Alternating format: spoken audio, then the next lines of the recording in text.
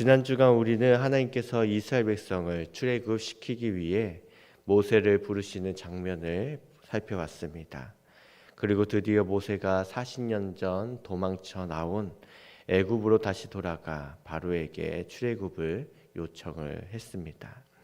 결과는 어떻게 되었나요? 너무나도 참혹한 실패였습니다. 바로는 모세의 요청을 즉각 거부할 뿐만 아니라 이스라엘 백성을 더욱 탄압하여 혹독하게 대처했습니다.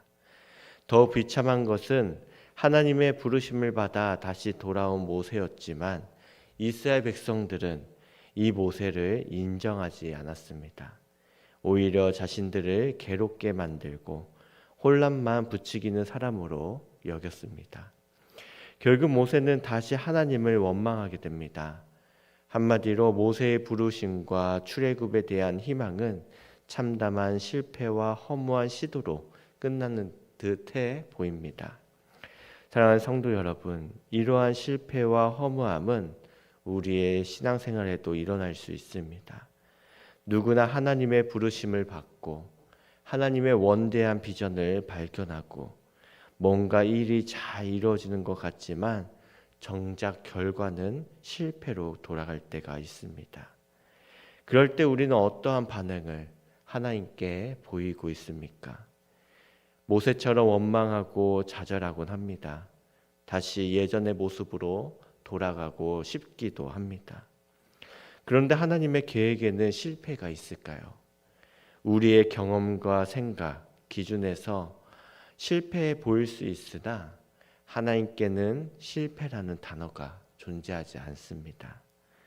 하나님은 실패와 좌절감에 빠져 있는 모세에게 다시금 찾아오셔서 말씀하십니다.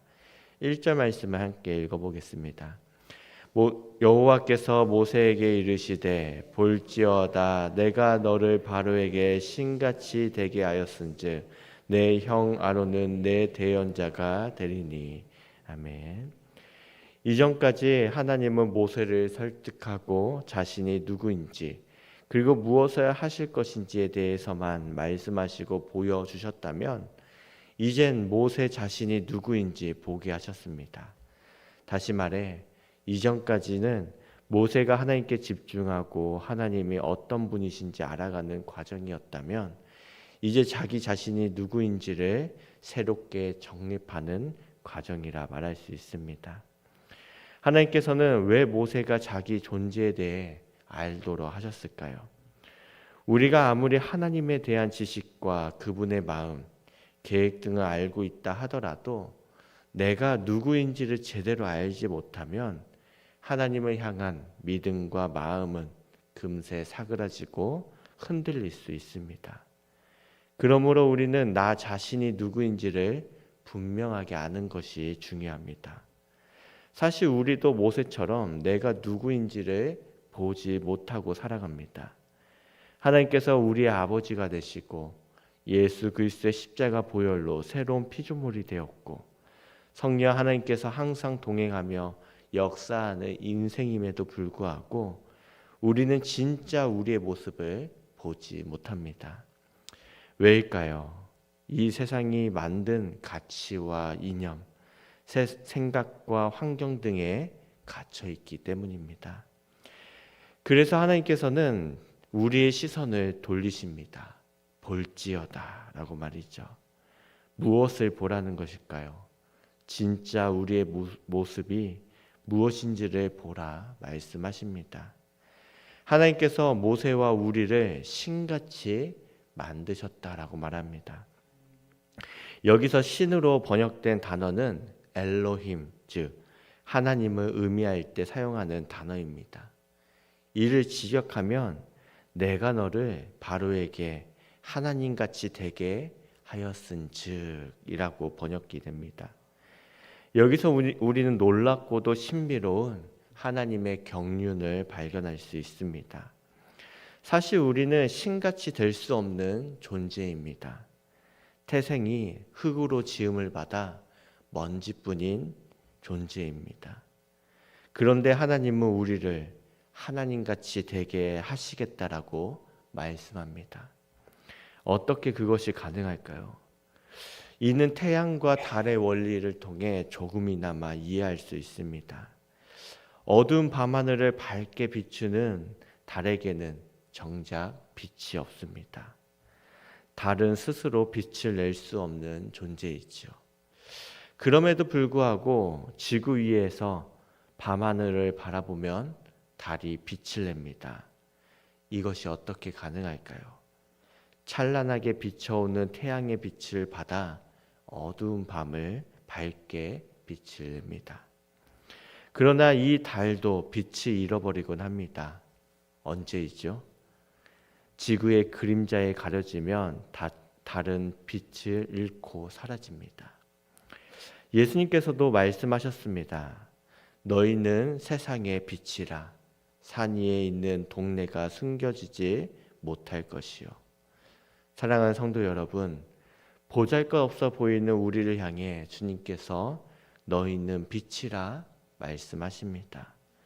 더 나아가 하나님께 속하고 하나님께 쓰임받는 사람을 향해 너는 세상에 하나님같이 되었다라고 말합니다. 우리의 존재가 하나님이란 말이 아닙니다. 우리와 함께 하시며 우리 안에 계시는 하나님으로 말미암아 우리는 세상을 향해 하나님 같은 존재가 된다라는 것입니다. 저와 여러분을 통해 하나님의 역사가 이 땅에 이루어지고 하나님의 은혜가 흘러가고 하나님의 나라를 이뤄가시기 때문입니다. 그러므로 우리는 내가 누구인지를 분명히 알고 믿으며 살아가야 합니다. 저와 여러분은 우리와 함께 하시는 하나님으로 말미암아 세상을 향해 하나님 같은 존재가 되었습니다. 이 말을 듣고 모세가 얼마나 큰 용기와 힘을 받았을까요? 이후에 달라진 모세의 모습을 보면 오늘 이 말씀이 모세의 삶에 얼마나 큰 영향을 주었는지를 짐작해 볼 수 있습니다. 사랑하는 신년의 성도 여러분, 여러 실패와 좌절을 경험하며 살아가는 오늘날 성도들에게 내가 너를 세상에게 하나님같이 되게 하리라 하신 말씀은 큰 위로와 용기, 도전을 줍니다. 하나님은 전지전능하신 유일무이한 하나님이십니다. 오직 하나님만이 참 신이고 하나님 외에 다른 신은 없습니다. 그런 하나님께서 우리에게 말씀하십니다. 내가 너를 하나님같이 되게 하겠다라고 말이죠. 매일의 삶 속에서 이 약속의 말씀을 믿고 살아가는 성도 여러분 모두 되길 소망합니다. 그런데 우리가 세상을 향해 하나님같이 되기 위한 조건이 있습니다. 6절입니다. 모세와 아론이 여호와께서 자기들에게 명령하신 대로 행하였더라. 하나님의 말씀에 순종하여 행하는 믿음의 삶만이 우리를 하나님 같게 만듭니다. 이 하나님의 말씀은 세상을 창조한 능력의 말씀입니다. 히브리서 4장 12절에 하나님의 말씀은 살아있고 활력이 있어 좌우의 날선 어떤 검보다도 예리하며 홍과 영과 및 관절과 골수를 찔러 쪼개기까지 하며 또 마음의 생각과 뜻을 판단한다고 말씀합니다. 또한 하나님의 말씀은 육신을 입어 이 땅에 오셔서 세상의 모든 죄를 용서하시고 영원한 생명을 주신 말씀이기도 합니다. 그러므로 우리는 이 말씀을 듣고 그 명령에 순종하며 행해야 하는 것이죠. 그러면 그 말씀이 우리의 삶의 자리마다 하나님의 역사를 이뤄가게 합니다. 누구를 통해서일까요?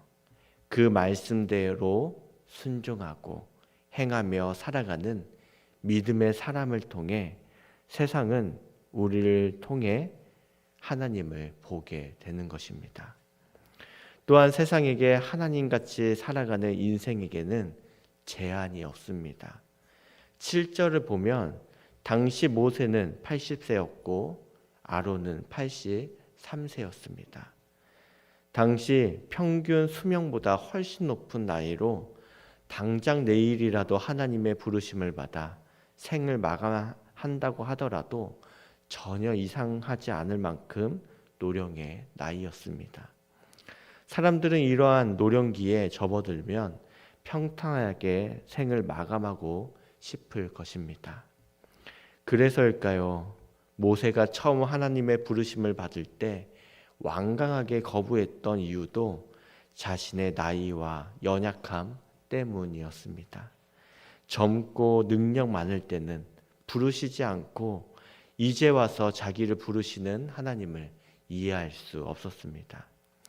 사랑하는 성도 여러분, 그러나 하나님은 나이가 문제가 되지 않습니다.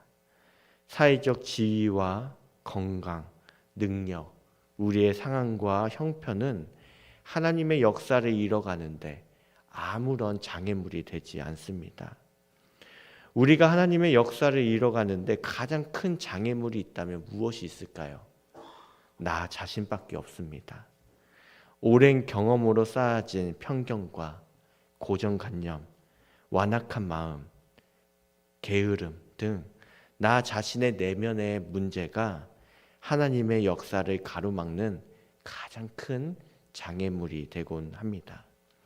그러므로 우리는 나의 그릇의 크기에 하나님을 제한해서는 안 됩니다. 차고 흘러 넘치는 하나님의 능력과 은혜에 우리의 그릇을 담가 넣어야 하는 것이죠. 이렇게 하나님과 깊이 교제하며 동행하는 삶, 하나님의 말씀을 신뢰하고 행하며 살아가는 인생을 통해 하나님은 어떠한 장애물도 뛰어넘어 역사하도록 하십니다. 이후 모세와 아론은 조금도 망설임 없이 담대히 나아가 하나님의 역사를 이뤄가는 모습을 우리는 볼 수 있습니다. 사랑하는 성도 여러분, 우리의 삶의 모습이 이와 같기를 소망합니다. 세상에게 하나님같이 되어 세상이 우리를 통해 하나님을 볼 수 있게 되기를 간절히 기원합니다. 기도하겠습니다.